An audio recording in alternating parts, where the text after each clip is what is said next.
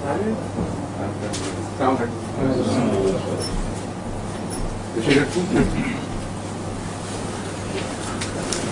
वालेकुम रहमतुल्लाह। नहीं, कैसा रहा आपका जलसा डॉक्टर साहब? जी अल्हम्दुलिल्लाह अच्छा रहा? अच्छा बहुत अच्छा रहा हजूर, इस लिहाज से कि जिस तरह हम पहला साल था हमारा और हम लोग भी थोड़े थे, इस लिहाज तो बहुत अच्छा रहा। अच्छा, तकरीबन 1300 के करीब लोगों को हमने जगह दी जो बताया है। कई ऐसे भी थे जो जल्दी जल्दी में निकल गए, पता भी नहीं चला। और सिर्फ हमने दिन के उनको पता चल गया होगा ना? मतलब हमारे रिकॉर्ड में नहीं है। अभी देखिएगा जल्दी से। अच्छा, फिर सिर्फ अच्छी जगह लगी कि देखे मरीज दोनों थी, आरफा भी थी, लेडीज की तरफ आरफा और आप दोनों थी। लेडीज और हम दोनों थी। हाँ, उसके बाद और मसूरा नहीं देखे मरीज को? जी मैंने वो ड्यूटी दे रही थी ना, जहाँ वहाँ मैं सबको दवाइयाँ दे रही थी। अच्छा, जी ड्यूटी पर खड़ी खड़ी बड़ा जबरदस्त रास्ता निकला इस दफा। और आरफा ने देखे कितने? काफी थे। हैं? दोनों लोग मिलके किया, तो 150 थे। तो किसी ने वापस आके बताया कुछ? हाँ जी। जी एक एक आया था। मुझे उसके बाद मुझे बताना कि आराम आया कि नहीं, तो उसने कहा जी मेरे मरीजों को तो बड़ा फायदा हुआ। हैं? सारे आराम आराम तो आ खुश है। डॉक्टर को पता नहीं कहाँ चले गए, फिर अल्लाह को नहीं जाएगी। हजूर जी लोगों जिनको काटी ना शहद की मक्खियाँ, हाँ। वो एक भी वापस नहीं आया, इतना उनको आराम आया। एक ही खुराक में डाल देते थे। और किस चीज की? आर्निक का और लीडम की। ठीक है, और आर्सेनिक साथ में आना चाहिए था। इसने काम किया, कोई आया नहीं वापस दोबारा दर्द हुई। आने का लीडम और आर्सेनिक या नेचुरल में और बहुत इफेक्टिव है। आर्निक का लीडम भी बहुत इफेक्टिव है। ठीक है, बच्चे बच्चे हंसते बनते भी थे, जाते एक थे। गोली खा के जो फौरन किया गया। माशाल्लाह। और कैंप हमारा इकट्ठा था एलोपैथ का, वो भी। अच्छा, और उन्होंने ऐसे इतराफ किया कि हम खामोश है, हमारे पास लश्कर कम हो गया। अच्छा, डॉक्टर साहब से पूछते हैं। डॉक्टर साहब कहाँ बैठे हुए थे? डॉक्टर साहब तो अल्बास में? अच्छा, ये कह रहे थे तुम्हारा, मैंने कहा तुम्हारा क्या हमारा। हाँ ये ठीक है, that's correct। अच्छा, शुरू करते हैं बिस्मिल्लाह। आज अच्छी रिपोर्ट है माशाल्लाह, इनकरेजिंग। आज लगभग से 100वीं क्लास है। अच्छा, मुबारक 100 मुबारक वाला। मुबारक, बहुत अच्छी। अब भी सब पता लगा सभी क्लास है। जी तो आज 100वीं क्लास है। हैं? अच्छा, माशाल्लाह। और अभी काफी काम रहता है। एक दफा पूरा कर लें, फिर जब वो तहरीर में आएंगे इंशाल्लाह उम्मीद है अच्छा दिलचस्प मटीरियल मेडिकल आ जाएगा वजूद में। अभी तो हम ये पुराना खत्म नहीं किया था, अभी हमने जो अपेंडिक्स थेरेप्यूटिक हिंट्स वाला कर लिया था। कहा था खत्म कर दीजिए, क्या आप कह रहे थे खत्म हो गया। कर लिया था खत्म?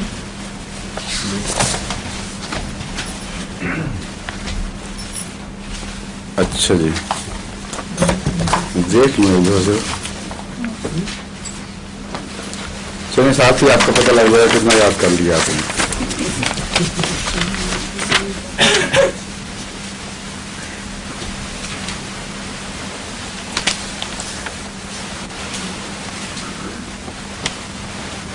निकालने वाले यहाँ से बोविस्टा निकाल के पड़े ना दोबारा। मुझे जो धोखा लगा था पुराना पहले भी था, वो इसलिए है कि लफ्स बोविस्टा दोनों में बी दोनों में कॉमन है। ट्यूबरकुलिनम बोविस्टम, बोवाइनम, जिसका मतलब है गाय का ट्यूबरकुलोसिस। ठीक है, कैटल का ट्यूबरकुलोसिस। और जो ह्यूमन ट्यूबरकुलोसिस है उसको क्या कहते हैं? नहीं, दवाई का नाम बेसिलिनम है, लेकिन अलग नाम उसका कोई नहीं है उस ट्यूबरकुलर टॉक्सिन का। हाँ हाँ, ये भी लिखा होता है, राइट। क्यों पढ़ नहीं था कि ये पता लग जाए बोविस्टा है क्या चीज?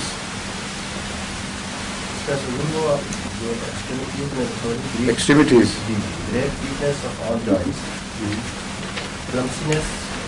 क्लमजीनेस। अच्छा, बालों की चीजें बहुत गिरती हैं, टूटती हैं। हाँ जी। Weakness of hands and feet, sweat in axilla,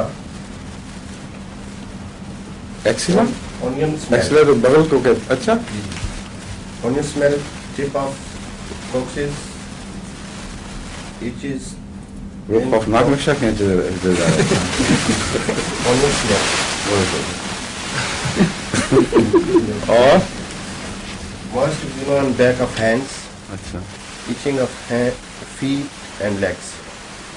Edema in joint after fracture. After fracture وہ تو ہر ایک کو ہو ہی جاتا ہے کچھ نہ کچھ. مگر یہ بتائیں کہ یہ آپ اس کو ایکٹیویٹیز کیوں پڑھ رہے ہیں آپ؟ موٹاپے کا ذکر ایکٹیویٹیز میں تو نہیں ہوتا.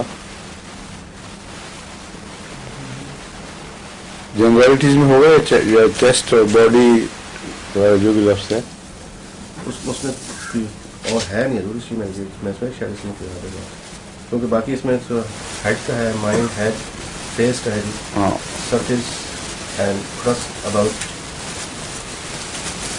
نوسٹرلز. اچھا اور نہیں پڑھنے میں ویسے ہی فائدہ ہو جائے گا, یاد آ جائے گا پورا. میرے ذہن سے اتری ہوئی ہے یہ. اچھا جی. آپ بووسٹا پڑھ رہے ہیں یا وہ ٹوبرکلوزم بووائنم؟ بووسٹا بس یہ پڑھے ہیں. اس کا پورا نام کیا ہے؟ صرف بووسٹا لکھا ہوا ہے, بریکٹ میں لکھا ہوا ہے puff ball.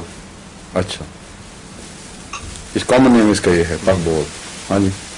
has a marked effect on the skin, producing eruption like eczema. ٹھیک. Also on the circulations.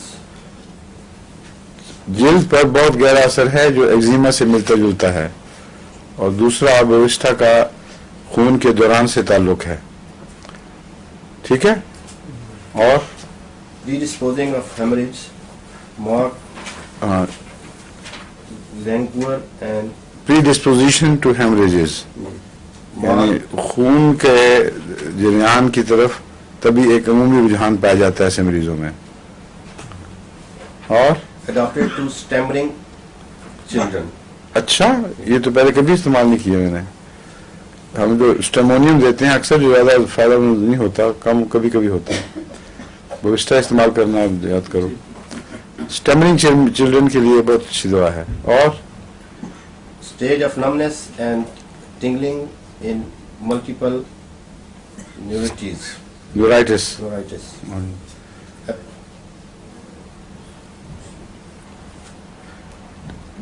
Multiple neuritis جو ہے ڈاکٹر صاحب اس کی تعریف کریں آپ اردو میں. انفارمیشن ٹھیک ہے, مگر ملٹیپل نیورائٹس کیا ہوگا؟ مختلف جگہوں پر ہو. اچھا پھر اس کے نتیجے میں کون سی اسٹیج جہاں ٹنگنگ شروع ہوتی ہے؟ جب بھی کہیں پریشر ہو, چاہے نیک میں ہے یا بیک میں, تو وہ یہ ڈپینڈ کرتا ہے کس نرو روٹ کے اوپر پریشر ہے, اس حساب سے پھر ہم دیکھتے ہیں. تو وہ ول ٹیل اٹ سیلف کیا اسٹیج ہے اس کا. ٹھیک ہے. It's not a specific. ٹھیک ہے, آگے چلیں doctor. The mind will get the enlargement sensation. Everything falls from hands and sensitive. وہ تو پہلے ہو چکا ہے نا. ہاں. Head میں لکھا ہے sensitive of as if head were enlarged, especially of occiput. Distensive headache, worse early morning, open air laying, discharge from nose. یہ جو انلارجمنٹ کا چہرے کا یا کسی پارٹ کی انلارجمنٹ کا احساس ہے, یہ بووسٹا میں بھی ہے, ایک اور دوائی میں بھی بڑا نمایاں ہے. وہ کون سی ہے یاد ہے کسی کو؟ سیباڈیلا. سیباڈیلا میں بڑا چہرہ بڑا لگ رہا ہوتا ہے انسان کو, بڑا سر پھولا ہوا لگ رہا ہوتا ہے. یہ اس کی خاص علامت میں سے ہے. Dull, bruised, pain in brain, stammering, وہ تو ہو چکا. اور sensitive, must scratch until sore. کیا must Must scratch scratch until sore, until sore. خواہش کر کر کے زخم کر لینا. کیوں آواز ٹھیک نہیں آ رہی؟ آگے کر لیں. اس کو بتایا جب میں شروع ہونے لگا ہوں. اب ضرورت بھی کوئی نہیں ان کو مائک کو. ٹھیک ہے, کافی ہو گیا ویوسٹا.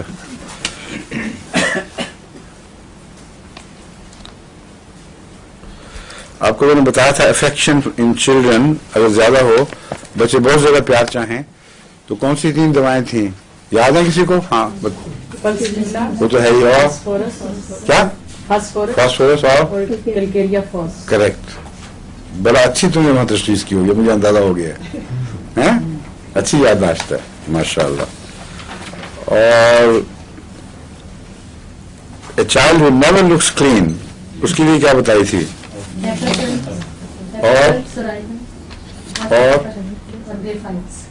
और सल्फर 200. इस किताब वाले ने सल्फर को सबसे ज्यादा अहमियत दी है इसमें. लेकिन अगर जिस्म मजबूत हो और मस्कुलर हो और फिर गंदगी का लुक हो तो उसमें ग्रेफाइट्स ज्यादा कारआमद है. अगर मरीज ठंडा हो और गंदा हो, यानी चेहरा चाहे नहाया भी हो तो गंदा गंदा ही लगे, सुराइनम. और अगर वो गर्मी के मिजाज और बाद लीन पेशेंट होता है, सल्फर का टिपिकल लीन पेशेंट होता है, लोकदार, उस सूरत में सल्फर.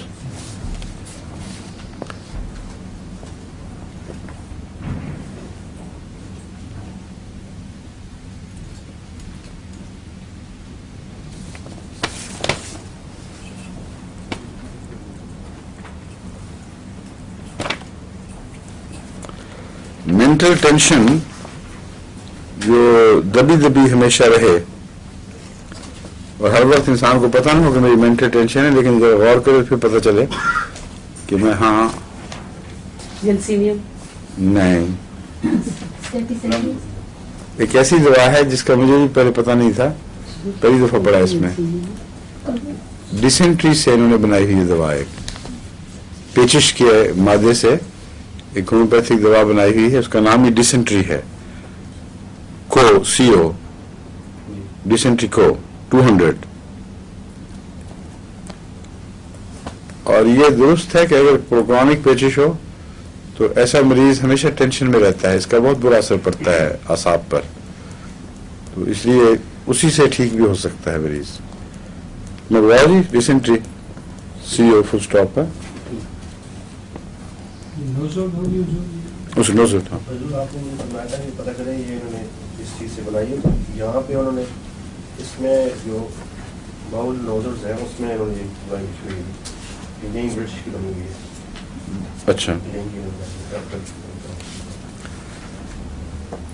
बाउल्स में नोजल्स हैं वही, ठीक है.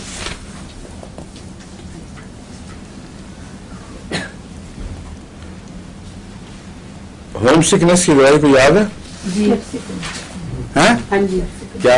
ये कैप्सिकम. क्या? मिर्चों से कैप्सिकम. हाँ कैप्सिकम, ठीक है. दूसरा कौन बोला था? आप? अच्छा. और पोस्ट ऑपरेटिव वॉमिटिंग के लिए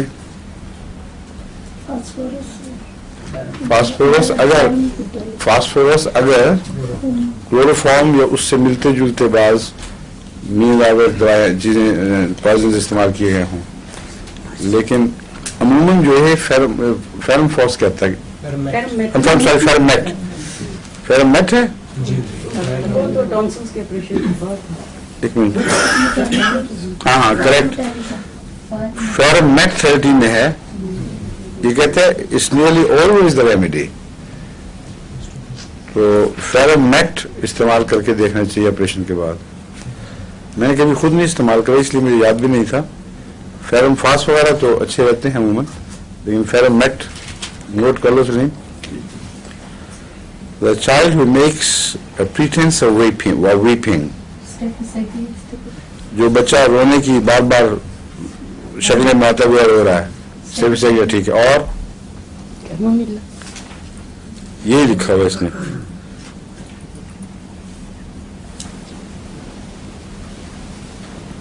और अगर कीमोथेरेपी बहुत की गई हो, पैराजिनम, ठीक है. और ओटाइटिस मीडिया के लिए इसने क्या दी है? सल्फर. यार नहीं, यार पढ़ के बताओ. वो मैंने देख लिया था और आपने बताया उस तरह जब आपने मुझे देख लिया कि देख रहा हूं.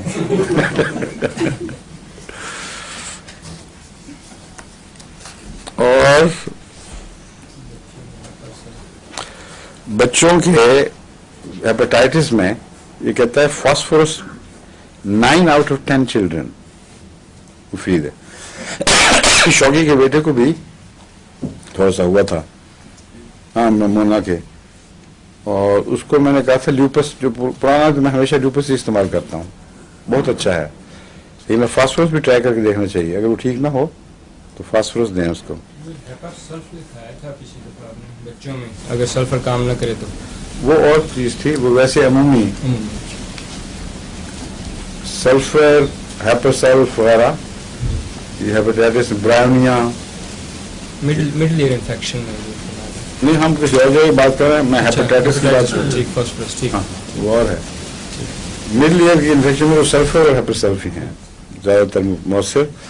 सिवाय इसके एक नज़ले के दौरान हो, उस वक्त फिर वो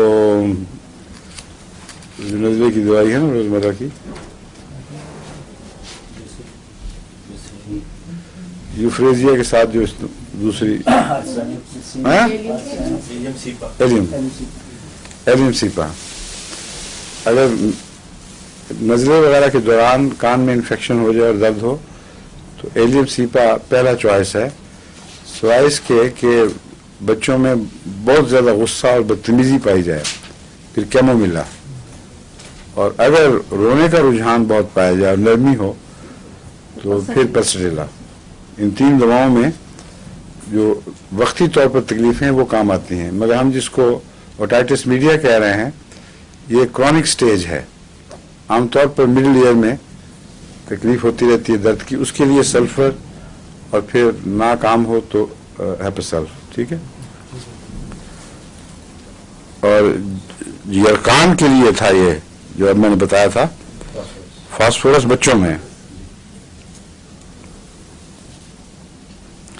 सेना क्या चीज थी कीटोसिस के लिए, associated with febrile disturbances in children है। अगर ज़ाबितस हो जाए और ज़्यादा सख्त होकर कीटोन आनी शुरू हो जाए, और उस वक्त ख़ास तौर पर अगर टेम्परेचर वगैरह भी हो, इन्फेक्शन से बुखार, फिर सेना मुफीद बताई जा रही है 6C में। अब कैम्फर आपको पढ़ा चुका हूं मैं, नहीं? कैम्फर शुरू करते हैं। The camphor bottle is a great mischief in the house as camphor antidotes most of our remedies.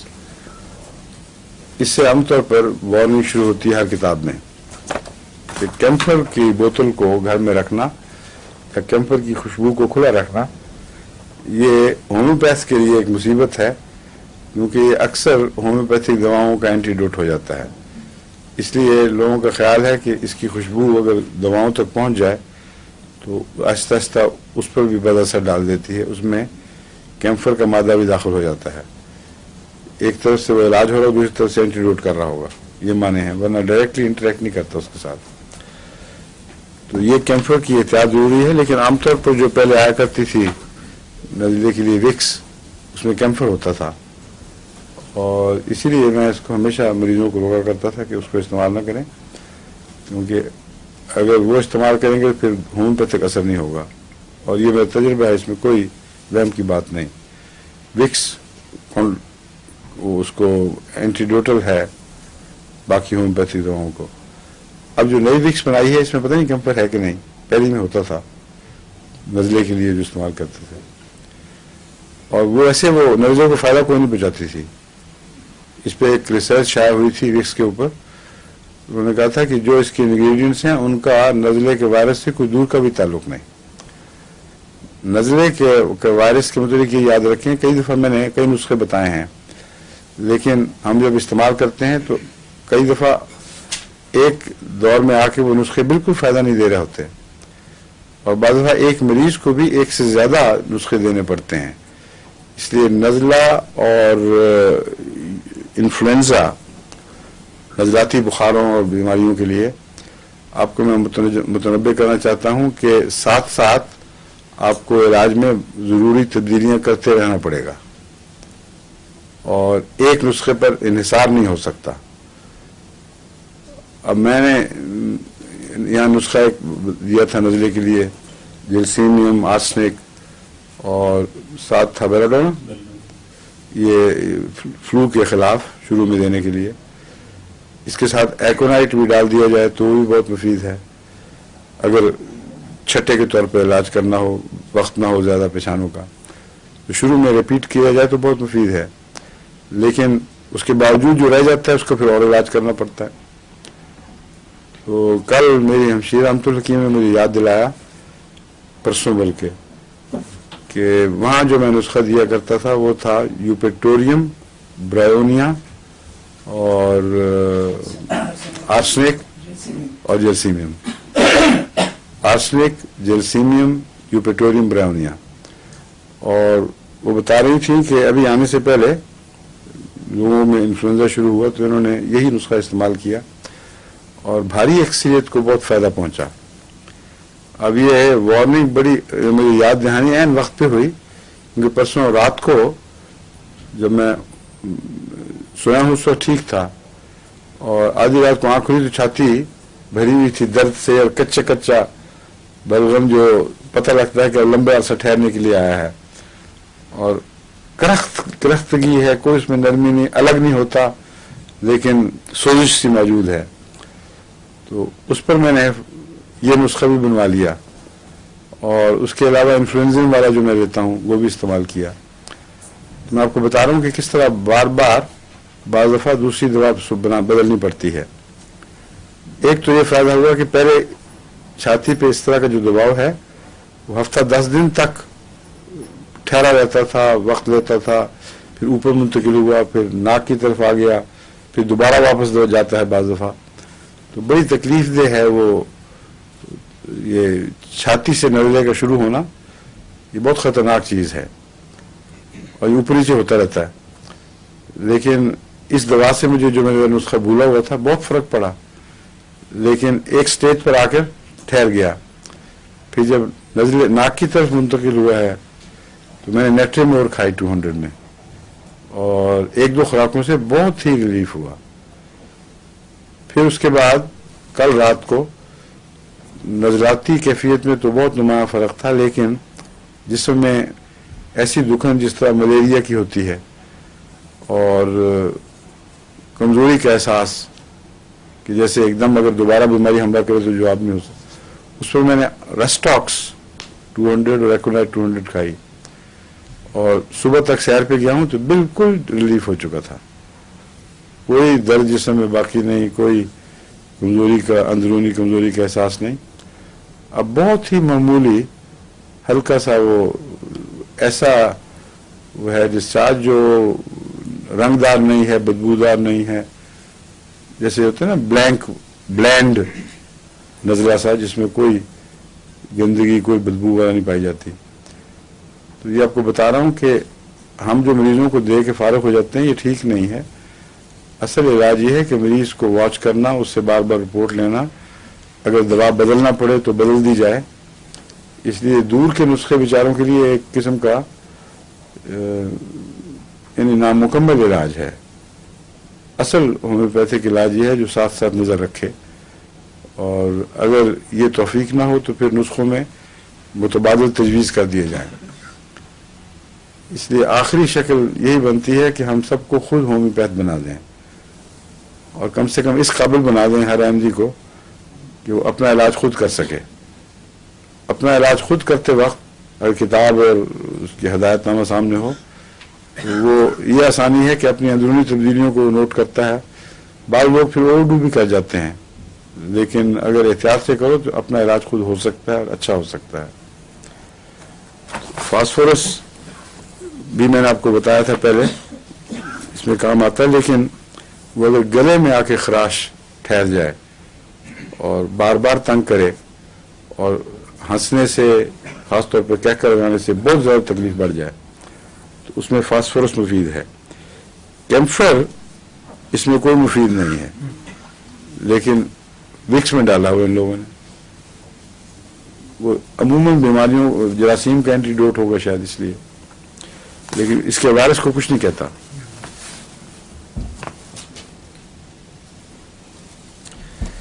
کیمفر میں تشنجاتی کیفیات بہت نمایاں ہیں, اور ٹھنڈ. اگر جسم ٹھنڈا ہو اور تشنج کی کیفیت پائی جائے تو کوئی بھی بیماری ہو اس میں کیمفر مفید ہوگا. اسی لیے ہیضے میں، خاص طور پر ایسے ہیضے میں جس کو ہم گم ہیضہ کہتے ہیں، بہت زیادہ ڈسچارجز نہیں ہوتے لیکن اچانک ساری جسم کی توانائی ڈوب جاتی ہے اور ٹھنڈی جلد، ٹھنڈا پسینہ اور تشنج ہیں، اس میں کیمفر کی چھوٹی طاقت میں عموماً میں نے دیکھا ہے 30 تک بھی میں استعمال کرتا رہا ہوں. بہت مفید ہے، یہ غیر معمولی فائدہ پہنچتا ہے. اگر علامتیں یہ ہوں تو جادو کی طرح کام کرتا ہے.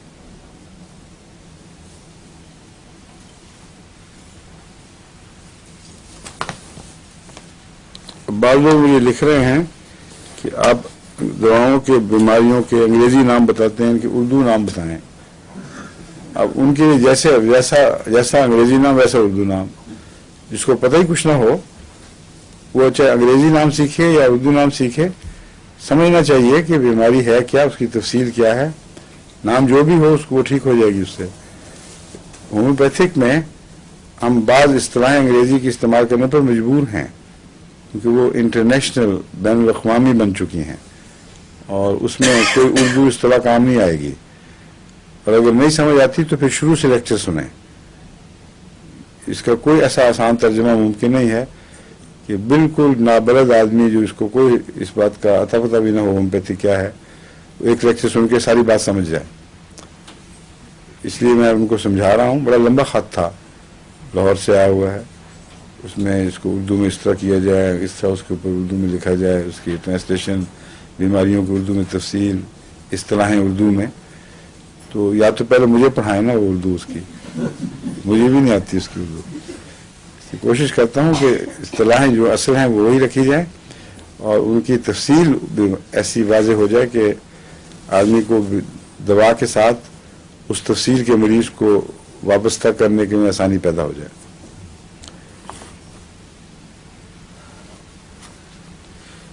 اچھا، کیمفر میں بھی اینگزائٹی اور ایکسٹریم فیئر ہوتا ہے. اس پہلو سے یہ ایک قسم کا ایکونائٹ ہے. ایکونائٹ کی ساری چیزیں اس میں پائی جاتی ہیں سوائے ٹھنڈ کے. اگر ایکونائٹ کی طرح اچانک بیماری پیدا ہو اور اس میں خوف بہت غالب ہو اور پھر تشنج بھی پایا جاتا ہے ایکونائٹ میں، وہ بھی بے شک ہو. اگر مریض ٹھنڈا ہو اور جیسے ڈوب گیا ہے سب کچھ اس کا، پھر ایکونائٹ نہیں دینا، پھر کیمفر علاج ہے. اگر اس میں وائلنس ہے اور بہت زیادہ تو بخار ہو یا نہ ہو مگر تپش سی یا تمتمایا ہوا جسم ہے، اس صورت میں پھر ایکونائٹ اچھا رہتا ہے.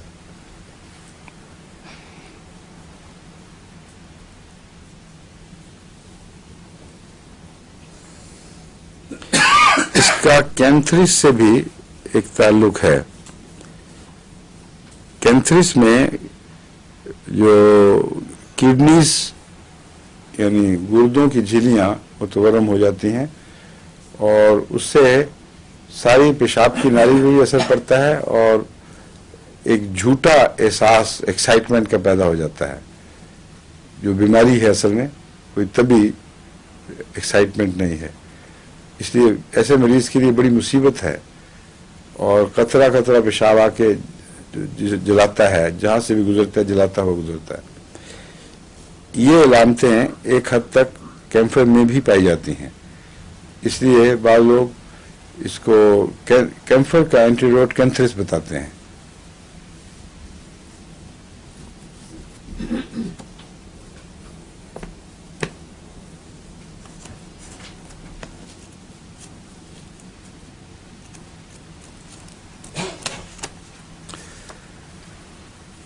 ایک زمانے میں جو ہوتے تھے نا سمندر میں، سمندری جہازوں میں پھرنے والے، یہ جن پوسٹ پہ جاتے تھے وہاں آوارہ عورتیں ان کے استقبال کے لیے پہلے آئی ہوتی تھیں. اور اس زمانے میں یعنی ہندوستان وغیرہ میں یہ رواج تھا کہ کینتھرس ساتھ رکھ لیں، اور جس کو پوائزن کر دیتے تھے ایک دفعہ کینتھرس سے، وہ ہمیشہ کے لیے اعصابی طور پر ایک ریک بن جاتی تھی اور یہ تکلیف اس کے گردوں میں سوزش کے طور پر مستقل رہ جاتی تھی. کینٹ لکھتا ہے کہ ایسی صورت میں کیمفر اس کا اینٹیڈوٹ ہے اور افیکٹو اینٹیڈوٹ ہے. تو یہ کوئی صرف عارضی دوا نہیں بلکہ مستقل طور پر بھی بعض بیماریوں کے بد اثرات مٹانے کے لیے مفید ہے.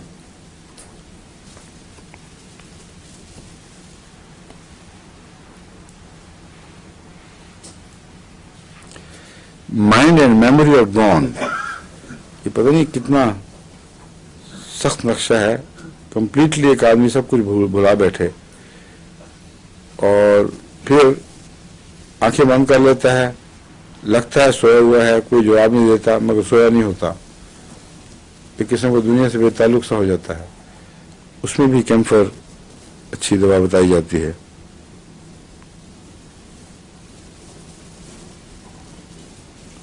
مینیا کی بھی دوا ہے، delirious with heat rage and mania, اور یہ کینتھرس میں بھی پایا جاتا ہے. اس قسم کی چیزیں جو ہائی سمرس کینتھرس وغیرہ، ان میں سوزش جو ہے وہ دماغ کی طرف بھی منتقل ہو جاتی ہے. اس وقت پھر مینیا ہوتا ہے، جمپ کرنا، وائلنس دکھانا، یہ ساری باتیں اس سے ملتی جلتی دواؤں میں پائی جاتی ہیں.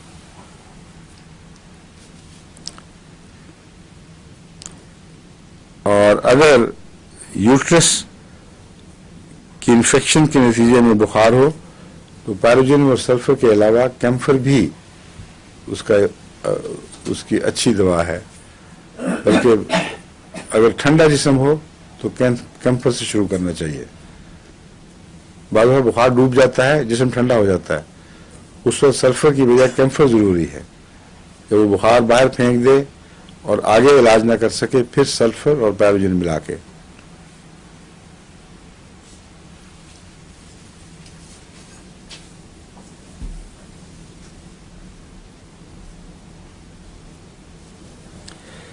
اس کے ٹھنڈے ہونے کی ایک خاص پہچان ہے. جسم بالکل ٹھنڈا لیکن قبر برداشت نہیں، کپڑے اتار پھینکے گا، جس کا مطلب اندرونی گرمی کا احساس جو ہے وہ بہت شدت سے ہوتا ہے. تو آدمی حیران ہوتا ہے کہ بالکل ٹھنڈا، ٹھنڈے پسینے میں تربتر، لیکن بالکل کپڑا نہیں لے سکتا. اور یہ چیز جو ہے کپڑا نہ لینا، یہ سیکیل میں بھی پائی جاتی ہے بڑی نمایاں.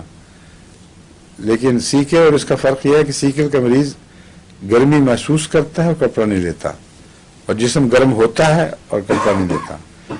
اس کا مریض ٹھنڈا ہونے کے باوجود کپڑا نہیں لیتا.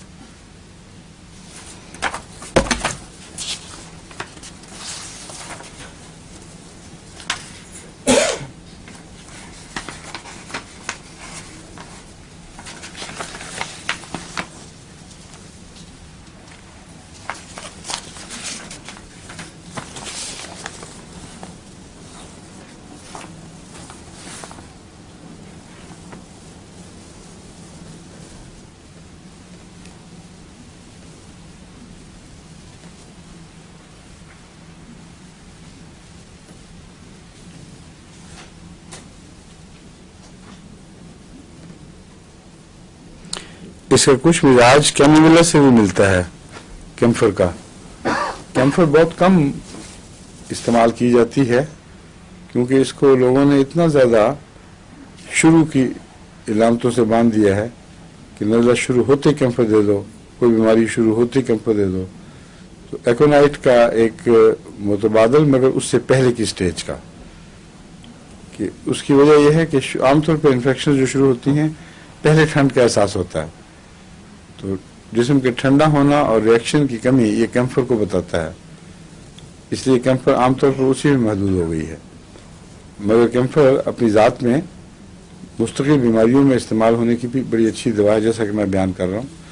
تو نوٹ کریں اس بات کو کہ کیمفر کی علامتیں بعض دوسری دواؤں سے ملتی ہیں ایکونائٹ کے علاوہ. مثلا کیموملا کا مریض गुस्से वाला, सेटिस्फाइड ना हो किसी चीज से, कोई चीज मांगी और उठा के फेंक दे।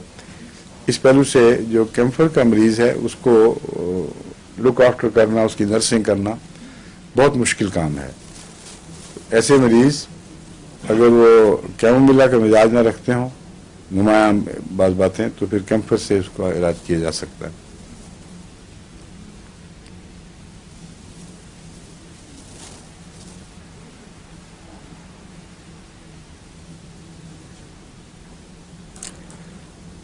इसमें एक अजीब alternation of heat and cold इस तरह पाई जाती है कि जब ठंडा जिस्म हो तो उसके बावजूद, जैसे मैं कवर नहीं बर्दाश्त करता, लेकिन बीच में सचमुच एक फ्लैश ऑफ हीट भी आता है और जिस्म गर्म भी हो जाता है फिर साथ।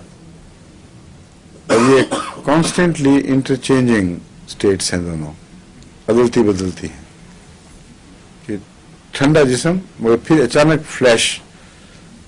ये वही बात है कि सप्रेस हो रहा है बुखार। जब बुखार सप्रेस हो जाए तो जिस्म बाहर से ठंडा हो जाता है और अंदर वह रीढ़ की हड्डी में चला जाता है, दिमाग की तरफ हमला करता है। तो अगर बार बार जिस्म उसकी मुदाफत करता हो, उसे धकेल कर बाहर लाने की कोशिश करे, तो बसा औकात ये हो जाता है कि कभी ठंडा कभी गर्म। तो उस सूरत में भी कैंसर बहुत मुफीद साबित हो सकता है।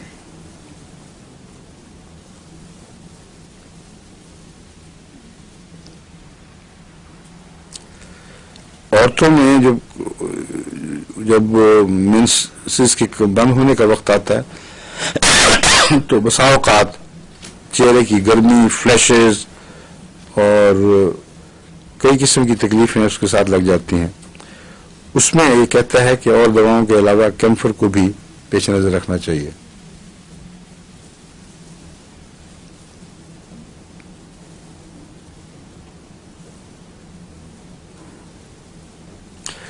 और ऐसी औरतों में जहां कैंसर मुफीद है, वहां अगर वो कपड़ा उतारे तो सख्त ठंड महसूस करती है, और कपड़ा लगाए जिसमें ऊपर ओढ़े तो पसीने से तरबतर हो जाती है। ये अगर इलामत हो ऐसी औरत में जिसको फ्लैशेज अभी कहते हों, तो उसमें कैंसर स्पेसिफिक दवा है।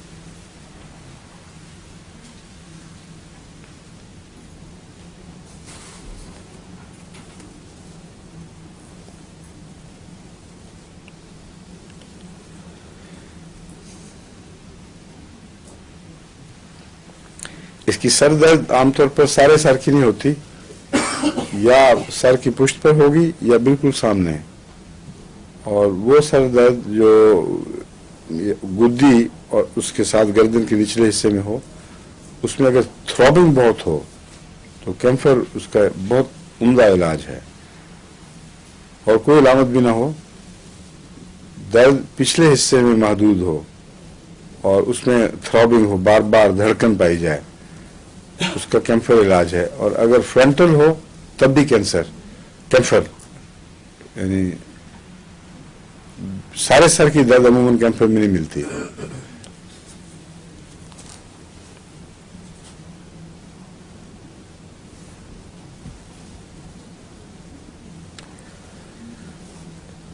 टेटनस, लॉक जॉ वगैरह में, जिसको दंदल पड़ना कहते हैं, उसमें कैंसर बहुत मुफीद है।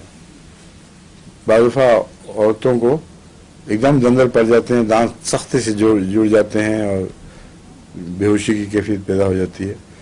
और गर्मी ज़्यादा बरसे भी इस तरह भी औरतों को दौरे पड़ जाते हैं ऐसे। ये और कोई अंदरूनी कमजोरियां हैं जो किसी वक्त एकदम नर्वस एक्सप्लोजन में तब्दील हो जाती हैं। उसमें कैंसर बहुत अच्छी है, लेकिन मुंह खोल के ज़बरदस्ती अंदर डालने की ज़रूरत नहीं। होंठ हिला के नीचे इसके लिप्स को गीला कर दें, बस उसी से इसको फायदा हो जाता है। पहले जमाने में लखलखा संभाया करते थे, चूना और क्या क्या होता था डॉक्टर साहब? मुशादर। बस आप हकीम है ना, आप अभी तक यही इस्तेमाल करते हैं, है ना? लखलखा, ठीक है। नाक खोलने के लिए हाँ हाँ, इससे खोलो नाक फिर बंद नहीं होता। जारी हो जाता है बहुत। मगर ठीक है, तशन्नुज दूर करता है ना।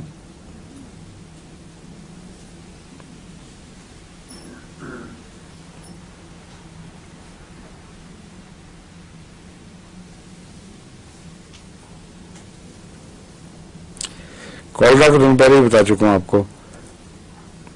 होंठ इसमें अमूमन जब टेटनस हो या दंदल पड़े तो होंठ नीले हो जाते हैं।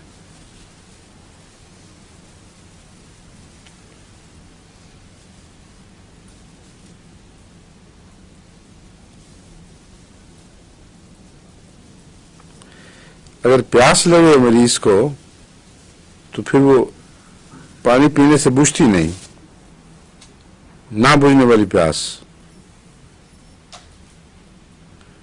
और फिर बहुत ही ठंडा पानी पीने को दिल चाहता है। ये तो मेरा ख्याल अक्सर लोगों को होता है, कम से कम मुझे तो है ये बीमारी। खाने के साथ जब तक बहुत ठंडा पानी ना हो प्यास ही नहीं बुझती, और एक दफा ठंडा पानी का मजा आ जाए फिर छूटता भी नहीं। ये आम मेरे ख्याल बीमारी होगी, कम से कम मुझे तो है ये। कंपनी को बना के देना मुझे, देखिए।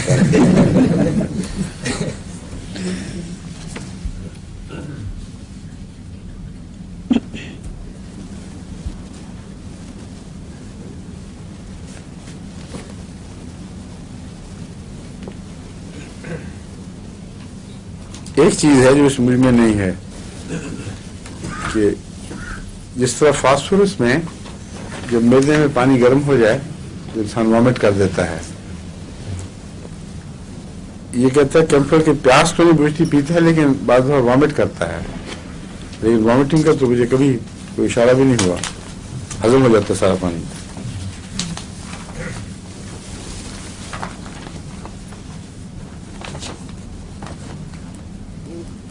गैस्ट्रिक इरिटेशन में वॉमिटिंग बड़ी नुमाया है इसमें, और यही वजह है कि फास्फोरस की तरह कैंफर भी एंटीडोट है वो ऑपरेशन की। उसमें सिर्फ वो फेरोमेट नहीं बल्कि और फास्फोरस नहीं बल्कि कैंफर भी। जो भी बेहोशी के बाद उल्टियाँ आती हैं उनमें कैंफर बहुत मुफीद है। इसकी उल्टी जो है इंसेसेंट है, और हैजे में असहार से ज्यादा उल्टी आती है इस मरीज को।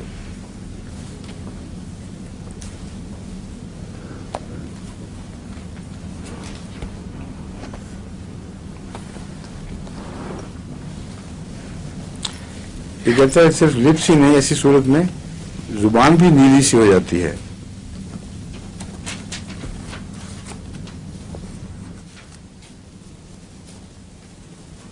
और इसमें वेरेट्रम एल्बम और कार्बोवेज को न भूलें, उसकी भी इलामतें इस पहलू से इससे मिलती हैं।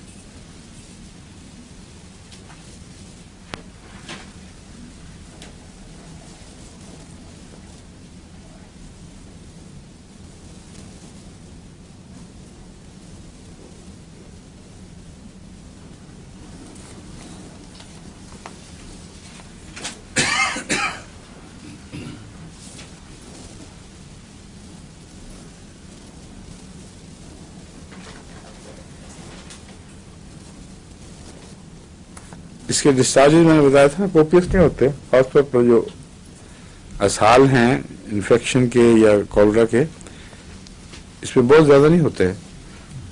वॉमिटिंग का रुझान ज्यादा है, असहाल थोड़े थोड़े होंगे लेकिन कमजोरी बहुत और तशन्नुज जरूर पाया जाता है सख्ती से। लेकिन अगर असहाल भी ज्यादा हो, वॉमिट भी ज्यादा हो, खुले खुले हों और तशन्नुज खुसूसियत से पिंडलियों पर हमला करे, और इतना शदीद होता है ऐसे कॉलरा के मरीज को कि उसकी चीखें निकल जाती हैं उस दर्द से, उसमें वेरेट्रम एल्बम चोटी की दवा है। वेरेट्रम एल्ब दो इंतहाओं के दरमियान है, या सख्त कब्ज या बहुत खुले असहाल। इंतहाई सख्त और जिद्दी कब्ज जो हफ्ते हफ्ते चल रही हो, उसमें बाज़ दफा और कोई दवा जब काम ना आए तो वेरेट्रम एल्बम काम आ जाती है। अभी चंद महीने पहले ऐसे मरीज को मैंने दी थी اور حیران رہ گیا میں دیکھ کے اس کا افیکٹ اتنا نمایاں اور جلدی ہوا ہے. ہر سال کی قبض 7 دن تک کوئی حاجت نہیں ہوتی تھی. علم کی چند خوراکوں سے بالکل نارمل ہو گیا. یہ جو تعجب انگیز باتیں ہیں یہ یاد رکھیں تو دوا آسانی کے ساتھ پہ وقت پہ یاد آ جاتی ہے. اس میں 2 انتہائیں ہیں، یا سخت قبض یا سخت اسہال، دونوں ہی حد سے بڑے ہوئے ہوتے ہیں.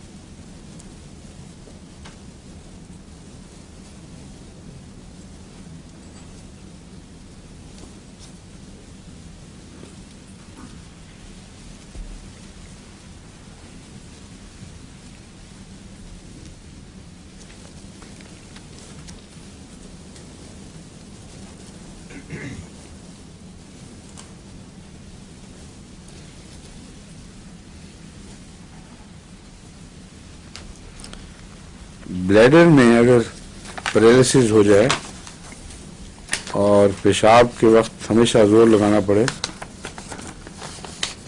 تو اس کے لیے کون کون سی دوائیں آپ کے ذہن میں آتی ہیں؟ کوسٹیکم بہت چوٹی کی دوا ہے اور کیمفر بھی.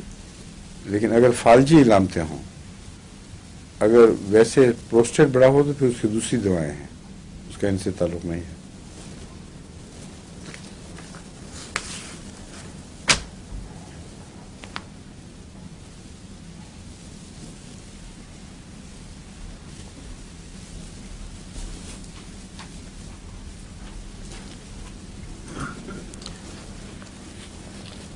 اس کا جنس کے اوپر متضاد اثر ہے اس دوا کا.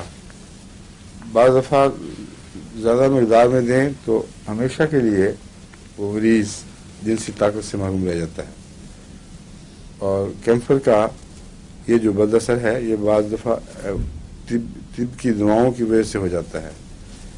بعض نسخوں میں کیمفر پڑتا ہے، وہ اگر زیادہ کھلایا جائے تو مریض ہمیشہ کے لیے بالکل ناکارہ اور ٹھنڈا ہو جاتا ہے.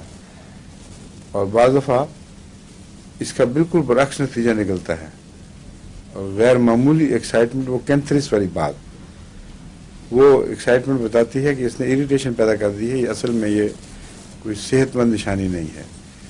تو جہاں متضاد علامتیں ملتی ہیں ان کو ذہن میں رکھنا چاہیے تاکہ فوری طور پر وہ دوا اس موقع پہ یاد آ جائے.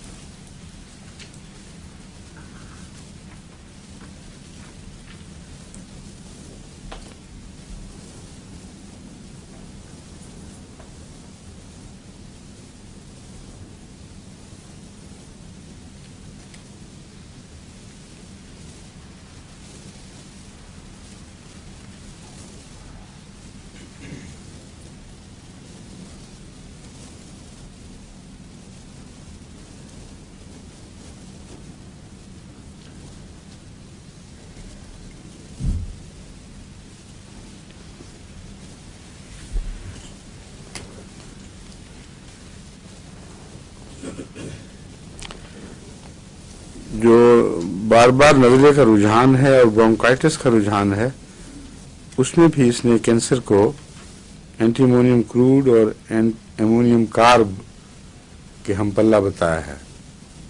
اینٹی امونیم کروڈ مستقل کمزوری جو بار بار نزلے کو دعوت دیتی ہو اس کے لیے بہت مفید ہے، اور امونیم کارب بھی مفید ہے.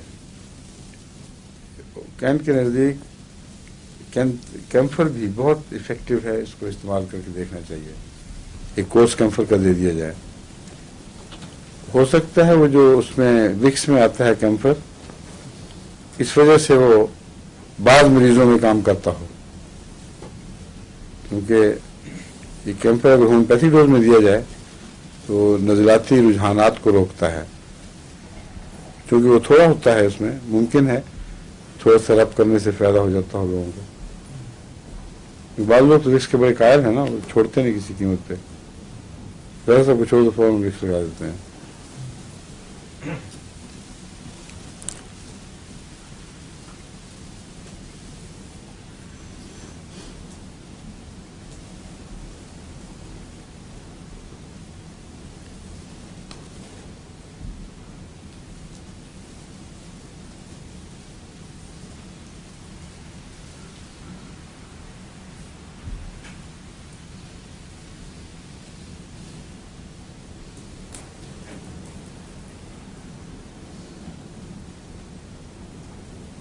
اور کوئی چیز کیمپر کی یاد ہے؟ جرکنگ اور بتا چکا ہوں پہلے، ٹرمنگ اور مسلس، بس یہ کافی ہے کیمپر. وقت ہے نا ابھی؟ ہاں اچھا. لیٹرم سال پڑھا چکا ہوں نہیں؟ یہ تو بڑی امپورٹنٹ دوائی ہے، پڑھانی چاہیے تھی. اور کروٹیلس پڑھا دی؟ یہ نکال لو پھر. نیٹرم فاس پڑھا دی؟ اور نیٹرم مور نیٹرم اٹھا لو. نیٹرم سلف، یہ کانسٹیٹیوشنل ریمیڈیز جو جسمانی اندرونی گہری تبدیلیاں پیدا کرنے کی صلاحیت رکھتی ہیں، ان میں چوٹی کی دوا ہے. اس کا خاص طور پر شوگر سے بہت تعلق ہے. ابھی ایک آج ہی کی ڈاک میں صبح میں نے دیکھا تھا ایک عورت کا خط جس کو پرانی شوگر آ رہی تھی. اس نے کہا آپ نے جو نسخہ بھیجا تھا مجھ پہ تو تیر بہدف لگا ہے، اور دیکھتے دیکھتے شوگر ٹھیک ہو گئی. یہ وہ نسخہ جو چوہدری ظفر اللہ خان صاحب کو میں نے دیا تھا تو بہت مفید تھا، لیکن ہر مریض میں نہیں ہوتا، اس لیے کئی دفعہ بدلنا پڑتا ہے. نیٹرم سلف 200 میں، اور کیلکیریا فاس، کالی فاس اور نیٹرم فاس یہ 6x میں بار بار ریپیٹ کیا جائے. لیکن بعض دفعہ میں اس کو چاروں کو 6x میں دے کے بھی دیکھ چکا ہوں، وہ بھی مفید ہوتا ہے. جب 200 کی دینی ہو نا کوئی تو پھر میں اس کو 6 میں کر دیتا ہوں نیٹرم سلف کو. اور جو اوپر کی دوائیں ہیں دینے والی ان میں ایک لیکٹک ایسڈ بڑی بہت اچھی ہے. اس کی علامتیں عموماً آدھی رات سے پہلے ظاہر ہوتی ہیں. موسم بھیگا ہوا ہو تو اس دوا کو چاہنے والے مریض زیادہ جلدی بیمار ہو جاتے ہیں بھیگے ہوئے موسم میں.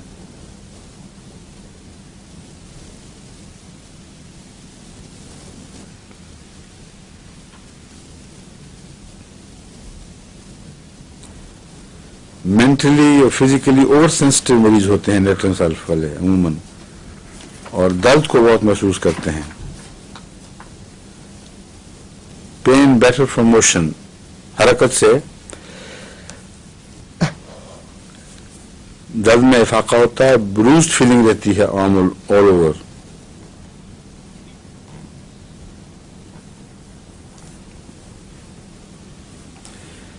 اس کی تکلیفیں خصوصاً نزلاتی موسم بہار میں زیادہ نمایاں ہو جاتی ہیں.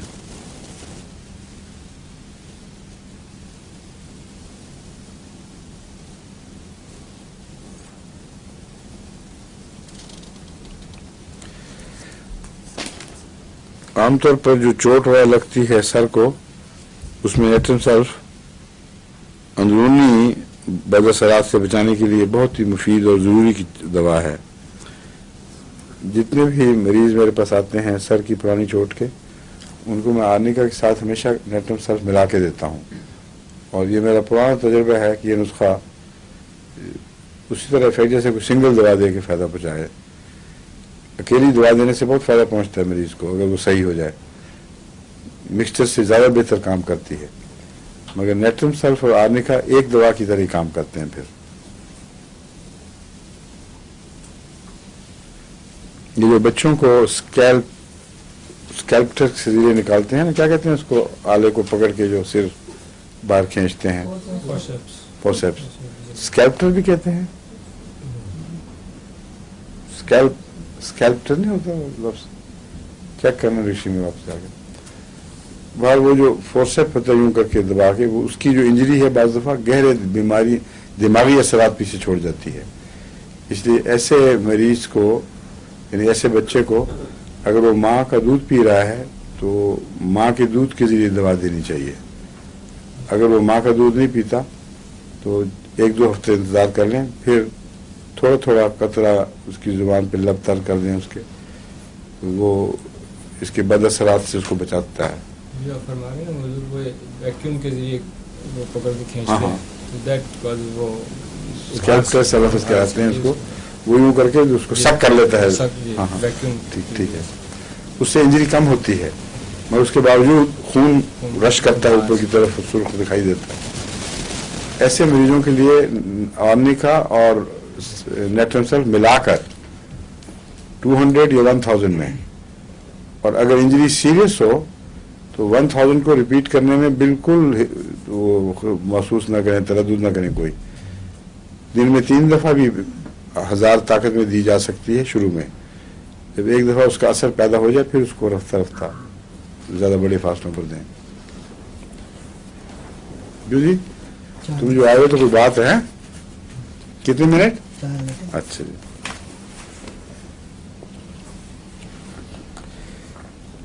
इसकी दर्दें भी हरकत से बेहतर होती हैं। कैंफर में भी आपको बताया था, हरकत से, आहिस्ता हरकत से उसकी दर्दों को आराम होता है।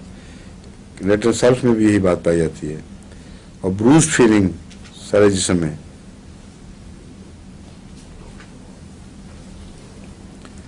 स्प्रिंग में इसकी तकलीफें बढ़ती हैं, ट्विचिंग ऑफ मसल्स,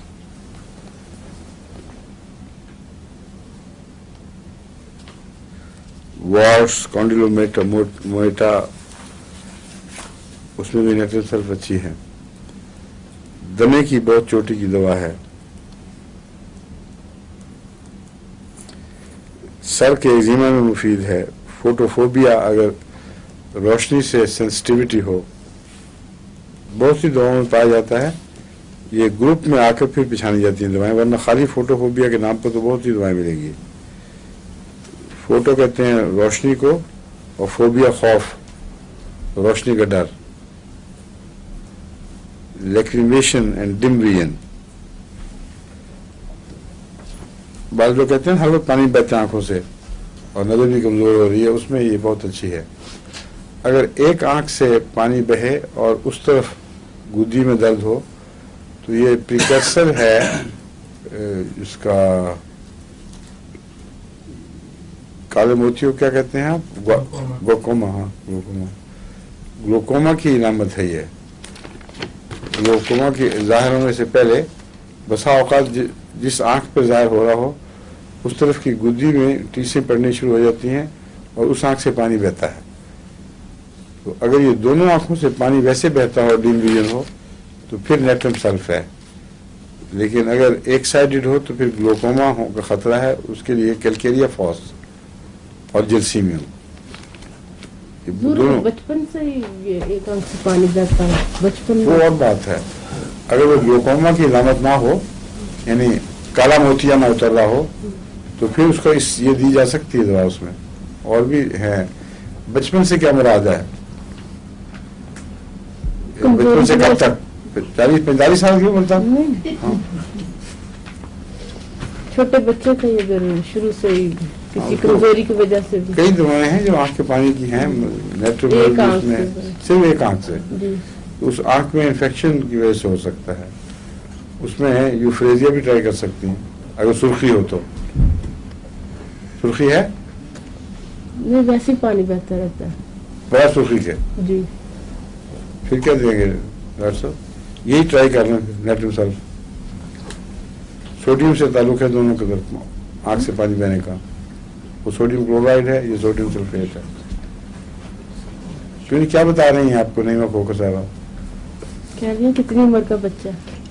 हाँ अच्छा, ये बहुत होशियार हुई। मेरी डाक में जो दवाएं तजवीज़ करने का काम है, नईमा खोखर और फरत वाकर ये दोनों करती हैं अब। और काफ़ी माशाल्लाह इनको मुहावरा हो गया है। नुस्खे देखता हूँ तो इब्तदाई नुस्खे ठीक दिखाई देते हैं। कहीं कहीं कोई ख़ास अपनी ज़ाती अदा दिखा दें तो और बात है। क्यों नईमा आपने उम्र भी पूछी थी, बताएं। जी हजूर, मैंने उम्र इसलिए पूछी थी कि जब मेरी बच्ची छोटी थी ना तो उसकी आंख से मुसलसल पानी बहता रहता था। अच्छा, फिर? तो जब मैंने डॉक्टर को दिखाया तो उन्होंने कहा कि अंदर कोई कुछ छोटी सी बंद है कोई, जी, तो वो खुद ब खुद ठीक हो जाएगा। ठीक है, और कुछ दवाई नहीं देनी उन्होंने, यही कहना कि खुद ब खुद ठीक हो जाएगा। उसका जो मैंने बताया नेट्रम सल्फ ट्राई करें, और कैंफर भी हो सकता है। लेक्रिमेशन एंड डिम विजन और जॉन्डिस्ड आईज भी बताया है इसमें। और आंखों में जर्दी पाई जाए, जैसे वो यरकान, ये क्या कहते हैं इसको, जॉन्डिस ही है। Greenish discharge from the eyes, granulates lids stuck together, यानी आंख की इंफेक्शन अगर इतनी बढ़ जाए कि पीप का रंग सब्ज हो जाए तो इसका मतलब है कि इंफेक्शन गहरी हो गई है और कई किस्म के जरासीम मिल के काम कर रहे हैं। उसमें नेट्रम सल्फ काफी मुफीद बताई गई है।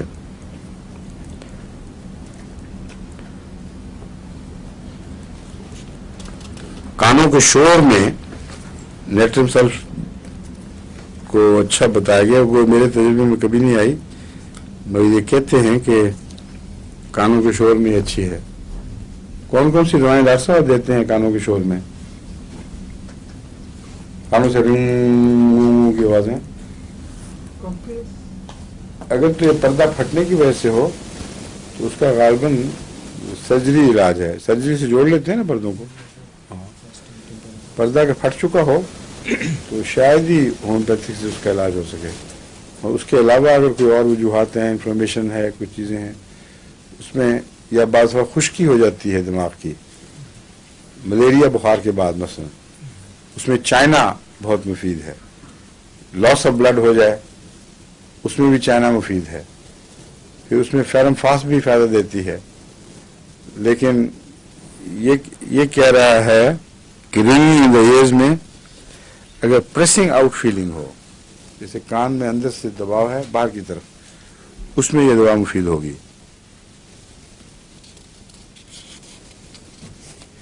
दाईं तरफ आमतौर पर बाईं की तरफ से ज्यादा मुतासर होती है इसमें नेट्रम सल्फ में।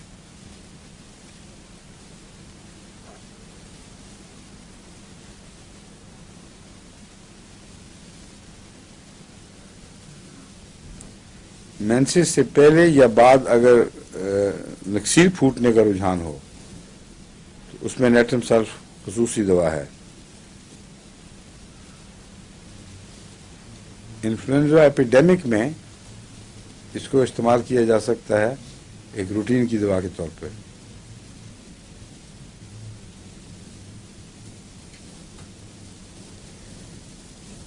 और अगर मसूड़े दांतों को छोड़ने लग जाएं उनके लिए भी अच्छी है।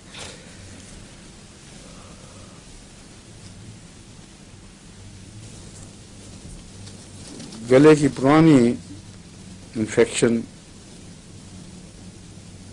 जिससे गाढ़ा चिपटने वाला बलगम निकलता रहता हो,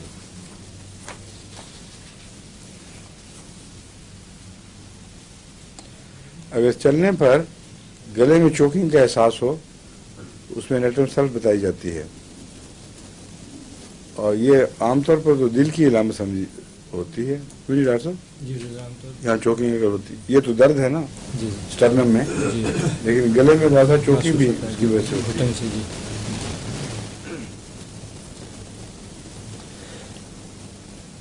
गिल्लर या गिल्लर से मिलती जुलती तकलीफें, बात मामूली सी वर्म होती है, पूरा गिलर नहीं बनता, लेकिन है साफ पता चलता है कि थायराइड की तकलीफ है।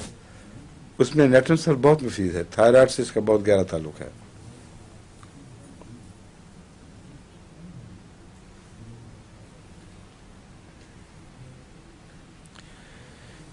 अगर रुझान हो उल्टियों की तरफ तो या खट्टा मवाद निकलेगा या ग्रीन बाइल भी साथ निकलता है बाज़ दफ़ा।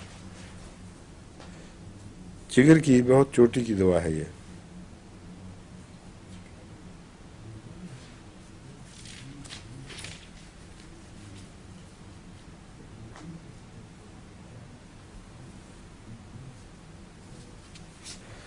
बसा औकात अगर नेट्रम सल्फ दिया जाए कुछ अर्से तक तो ये पथरियों को भी घोल देता है।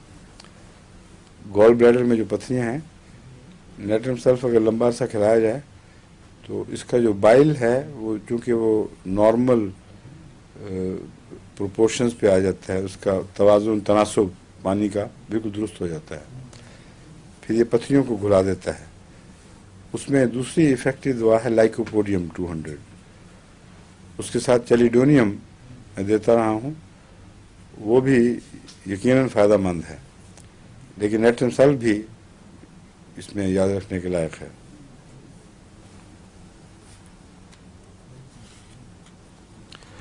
ہوا بند ہو جائے اور پین ہو پیٹ میں، کولک ہو جائے بند ہوا کی وجہ سے،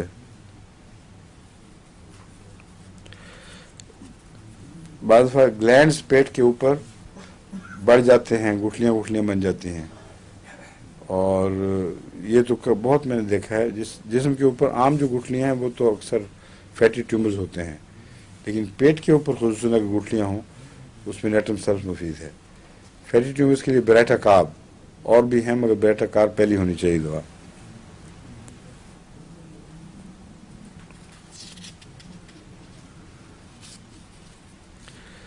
گرمیوں میں اچانک اسہال لگ جائیں اور گشنگ سٹولز ہوں، اگر گرین ہوں تو اور بھی پکی علامت ہے کہ نیٹرم سلف مفید ہوگی.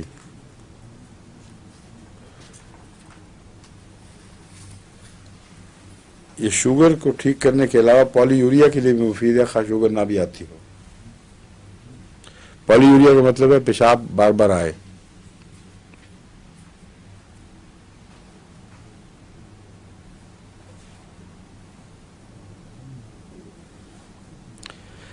اگر رات کو بار بار پیشاب کی حاجت ہو اور آدمی اٹھے تو یہ آرسنک سے بھی فائدہ پہنچتا ہے ایسے مریض کو، اور نیٹرم سلف بھی مفید ہے. اگر بغیر شوگر کے ہو تو پھر آرسنک زیادہ مفید ہے. بعض دفعہ اچانک نروس پریشر پڑتا ہے یا موسم بدلتا ہے، اس صورت میں رات کو اگر بار بار پیشاب اٹھائے تو آرسنک زیادہ اچھا ہے. اگر شوگر بڑھ جائے اس سے ہو تو پھر نیٹرم سلف.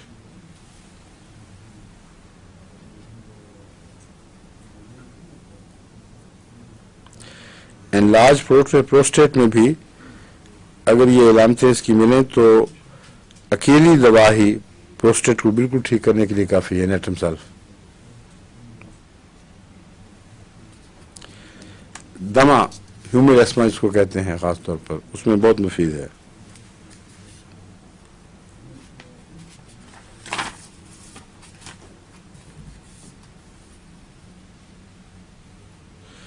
میننجائٹس کی بہت چوٹی کی دوا ہے. آج کل میننجائٹس ہے یہاں انگلستان میں، بعض بچے بیمار ہو جاتے ہیں تو میننجائٹس کا بخار ان کو ہوتا ہے.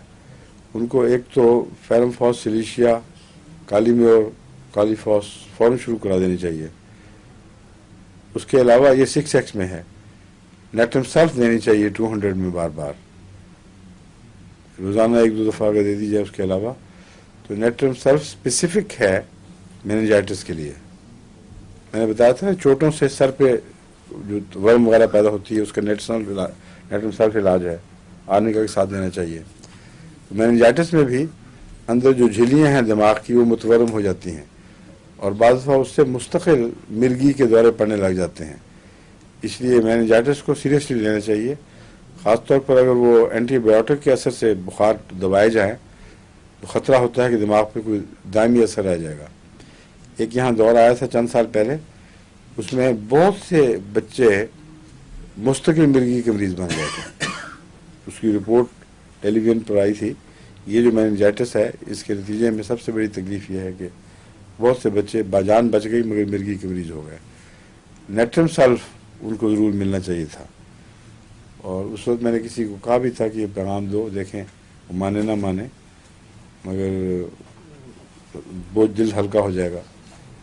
نیٹرم سلف واقعتاً دماغ کی جھلیوں کی ورم کے لیے بہت اچھا اثر رکھتی ہے. اور اگر ویٹ ویدر سے جس طرح رسٹاک سے دردیں ہوتی ہیں لیوز میں، اس سے پیدا ہوں تو اس میں بھی یہ نیٹرم سلف اچھا اثر دکھاتی ہے. اگر بازوں اور ہاتھوں پر موقع ہوں تو نیٹرم سلف اول دوا ہے.